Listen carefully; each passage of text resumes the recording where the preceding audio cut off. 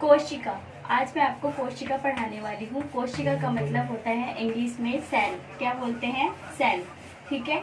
सबसे पहले हम बात करेंगे कि कोशिका होता क्या है। जीवन की मौलिक इकाई को कोशिका बोलते हैं, ये तो सभी जानते हैं। सब इस तरह की डेफिनेशन जानते हैं कि जीवन की मौलिक इकाई को कोशिका बोला जाता है।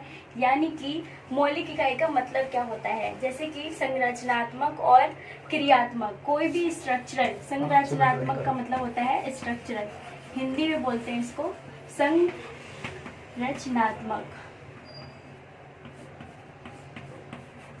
और इंग्लिश में बोला जाता है स्ट्रक्चरल एंड फंक्शनल। और फंक्शनल यानी कि कोशिका क्या है, हमारी सेल है हमारा, संरचनात्मक और फंक्शनल यानी क्रियात्मक। ठीक है।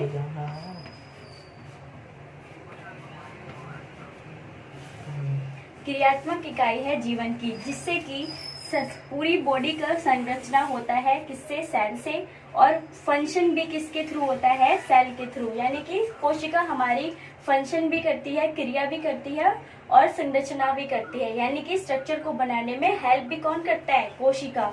ठीक है बच्चों।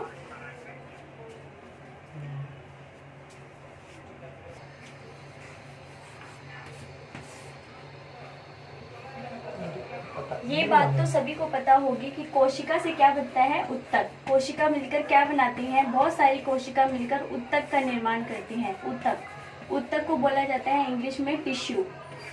यानी सेल एक चेन बनाते हैं, सेल एक चेन बनाते हैं और इन्हीं चेन को क्या बोला जाता है? टिश्यू। क्या बोलते हैं? टिश्यू। टिश्यू यानी उत्तक। क्या बोलते हैं? उत्तक। अलग अलग तरह के जानवर, पेड़ पौधे, सभी जीव जंतु हैं, तो उनमें उनकी संरचना यानी कि उनका स्ट्रक्चर बना कैसे है और उनके अंदर बने हुए बॉडी पार्ट्स किस तरीके से काम कर रहे हैं, यानी कि सेल उनमें किस तरीके से काम कर रहे हैं, हम इसके बारे में पढ़ेंगे। तो पहले हम पढ़ते हैं पादप कोशिका के बारे में और जंतु कोशिका।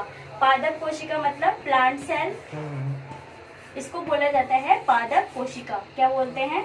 पादप कोशिका।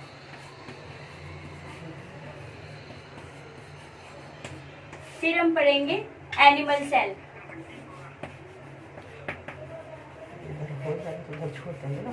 यानी जंतु कोशिका।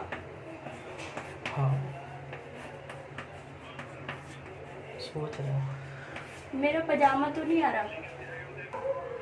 पादप कोशिका का मतलब है कि पेड़ पौधों के बारे में पढ़ेंगे हम, यानी कि पेड़ पौधों के अंदर जितनी भी कोशिका है उनका निर्माण कैसे हुआ, किस तरीके से होता है, वो अपना फंक्शन कैसे करती है, यानी क्रिया कैसे करती है। जंतु कोशिका में भी हम सेम चीज पढ़ेंगे कि क्या इन दोनों के अंदर डिफरेंस है। कोशिका का मतलब तो मैंने आपको बताया था कि कैसे कोशिका एक दूसरे से डिफरेंस करते हैं।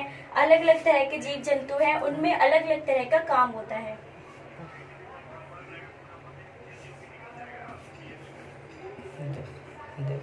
प्लांट सेल में रक्तिका प्रेजेंट होता है, यानी कि पादप कोशिका में आपको क्या मिलेगा? रक्तिका। क्या मिलेगा? रक्तिका। इसे इंग्लिश में वैक्यूल बोलते हैं। क्या बोलते हैं? वैक्यूल। और इसमें ये नहीं होता, जंतु कोशिका में रक्तिका नहीं होती। ठीक है। पादप कोशिका में वैक्यूल का बहुत ही बड़ा इम्पोर्टेंट रोल है, क्योंकि आपको पता है कि जंतु जो होते हैं वो अपना खाना बना लेते हैं। ठीक है। इसलिए उनको ऑटोट्रॉप्स यानी अपना खाना नहीं बनाते, इसलिए उनको हेटरोट्रॉप्स बोला जाता है। और जो पादप कोशिका है उन्हें अपना खाना खुद ही बनाना पड़ता है, यानी कि अपना पूरा नोरिशमेंट, पूरा भरण पोषण खुद करना पड़ता है। तो इसके लिए इनके पास सबसे इम्पोर्टेंट सेल मौजूद है, प्रेजेंट है, उसको बोला जाता है रक्तिका। क्या बोलते हैं? रक्तिका। रक्तिका किसमें होता है? प्लांट सेल में, यानी पादप कोशिका में। ये रक्तिका, इस रक्तिका के अंदर आपका प्रेजेंट होगा,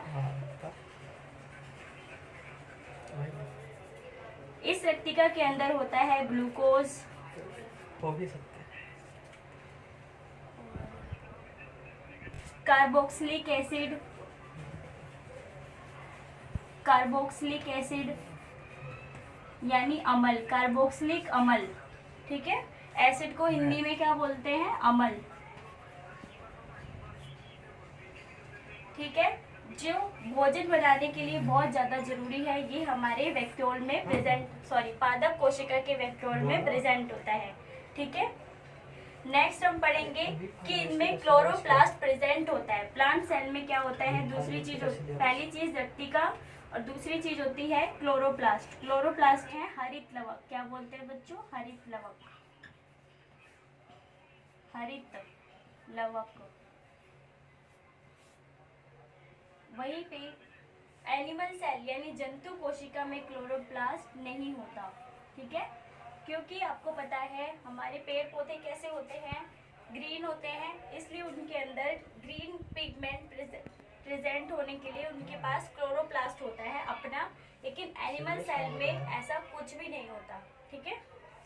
हम अगर इस तरह का डायग्राम बनाते हैं तो पादप कोशिका में जरूरी नहीं है सेम वैसा ही डायग्राम बने, आपको लेबल करना आना चाहिए कि आपको किस तरीके से लेबल करना है। पादप कोशिका की बाहर की जो झिल्ली है ये सेल्यूलोज की बनी होती है। किसकी बनी होती है, सेल्यूलोज की। आप इसकी स्पेलिंग चेक कर लीजिएगा बच्चों, सेल्यूलोज हिंदी में कैसे लिखते हैं, इंग्लिश में इस तरीके से लिखते हैं CELLULOS, सेल्यूलोज की बनी होती है ये वॉल। और वहीं पे जंतु कोशिका में ये वॉल प्लाज्मा मेम्ब्रेन की होती है, यानी प्लाज्मा झिल्ली। मेम्ब्रेन को हिंदी में बोला जाता है परत या झिल्ली, तो ये प्लाज्मा की होती है। कैसी होती है, प्लाज्मा की, ठीक है। इनके अंदर वैक्यूल प्रेजेंट होते हैं, इनके अंदर वैक्यूल बिल्कुल भी नहीं होता, ठीक है। इसमें क्लोरोप्लास्ट होता है आपका दूसरा, क्लोरोप्लास्ट, CHL लिख देती हूँ मैं, आप इसे पूरा लिखेगा। इसमें क्लोरोप्लास्ट बिल्कुल भी नहीं होता एनिमल सेल यानी जंतु कोशिका में। प्लांट सेल में गोल्गी बॉडीज बिल्कुल भी नहीं होते, लेकिन एनिमल सेल में गोल्गी बॉडीज होते हैं। गोल्गी बॉडीज का बहुत ही ज्यादा इंपॉर्टेंट रोल है। गोल्गी बॉडीज आपके प्रोटीन का फॉर्मेशन करने में हेल्प करते हैं। क्या करते हैं ये, प्रोटीन बनाने में हेल्प करते हैं। कौन, गोल्गी बॉडीज। प्लांट सेल में गोल्गी बॉडीज नहीं होते, ठीक है, ये आप साथ के साथ लिखते रहिए। पादप कोशिका आकार में बड़ी होती है, इसका आकार देखिए मैंने बड़ा बनाया है, और जंतु कोशिका आकार में छोटी होती है। आपको ये बात भी, सबको ये बात अच्छे से पता है कि प्लांट सेल यानी पादप कोशिका में प्रकाश संश्लेषण होता है, यानी कि फोटोसिंथेसिस होता है। क्या होता है, फोटोसिंथेसिस। यानी फोटोसिंथेसिस क्यों होता है ये बताइए आप मुझे। फोटोसिंथेसिस इसलिए होता है पादप में क्योंकि उन्हें अपना भोजन खुद बनाना होता है, इसलिए वो सूर्य से सनलाइट लेकर अपना भोजन बनाते हैं, ठीक है। कार्बन डाइऑक्साइड, वाटर, ऑक्सीजन ये सब लेकर वो अपना खाना बनाते हैं। लेकिन एनिमल सेल तो दूसरों पे निर्भर होते हैं, परपोषी होते हैं, हेटरोट्रॉप्स होते हैं, तो इन्हें प्रकाश संश्लेषण करने की तो कोई जरूरत है ही नहीं, ओके। प्रोकैरियोटिक सेल को और यूकैरियोटिक सेल, इन दोनों को हम एक चीज पे डिफरेंस कर सकते हैं, जैसे कि ये होता है आपका मल्टी सेलुलर। प्रोकैरियोटिक क्या होता है आपका, मल्टी सेलुलर, यानी बहुत सारे सेलों से, बहुकोशिका से बना होता है ये, बहुकोशिका। और यूकैरियोटिक होता है आपका यूनिसेलुलर। यूनिसेलुलर का मतलब कि ये एक कोशिका से बना होता है, एका कोशिका बोलते हैं इसे। एका कोशिका का मतलब तो मैंने आपको समझाया ही है, एक कोशिका से बने कोशिका को क्या बोलते हैं, एका कोशिका। और बहुकोशिका से बने कोशिका को बोलते हैं बहुकोशिका, ठीक है। तो यानी प्रोकैरियोटिक मल्टी सेलुलर है और यूकैरियोटिक यूनिसेलुलर है।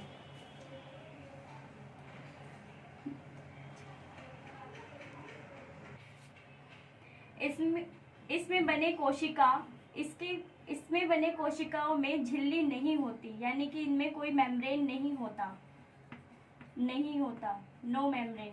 और इसमें मेम्ब्रेन प्रेजेंट होता है, मेम्ब्रेन होता है, यानी जिसको क्या बोला जाता है, झिल्ली।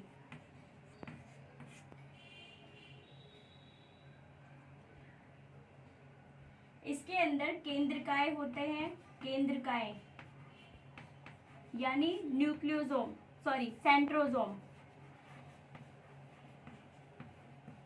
और इसमें केंद्रकाय नहीं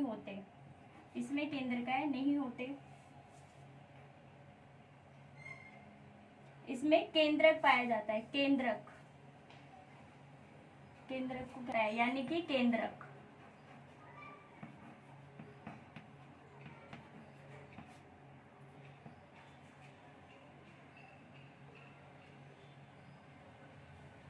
इसके अंदर राइबोसोम भी प्रेजेंट होता है। 750 तरह के राइबोसोम प्रेजेंट होते हैं प्रोकैरियोटिक सेल में। राइबोसोम कितने प्रकार के होते हैं? 750। और इसमें 850 तरह के राइबोसोम प्रेजेंट होते हैं। राइबोसोम का क्या काम होता है? आपसे राइबोसोम का फंक्शन भी पूछ लिया जाएगा। कभी भी आपसे ये पूछा जा सकता है कि राइबोसोम क्या काम करता है। सभी बच्चों को पता होना चाहिए कि राइबोसोम वैसे तो दोनों में प्रेजेंट होते हैं, तो उसका फंक्शन क्या होता है। राइबोसोम हमेशा प्रोटीन बनाता है। प्रोटीन का निर्माता कौन है? राइबोसोम। ये न्यूक्लिक एसिड भी बनाते हैं, न्यूक्लिक एसिड। बच्चे कृपया करके इसे हिंदी में देख लें, क्या कहते हैं न्यूक्लिक एसिड को। राइबोसोम ट्रांसलेशन में हेल्प करता है। ट्रांसलेशन करवाने में कौन हेल्प करता है? राइबोसोम। और इसलिए इसको क्या बोला जाता है? Heart of protein. Heart of protein हम बोलते हैं किसे? राइबोसोम को।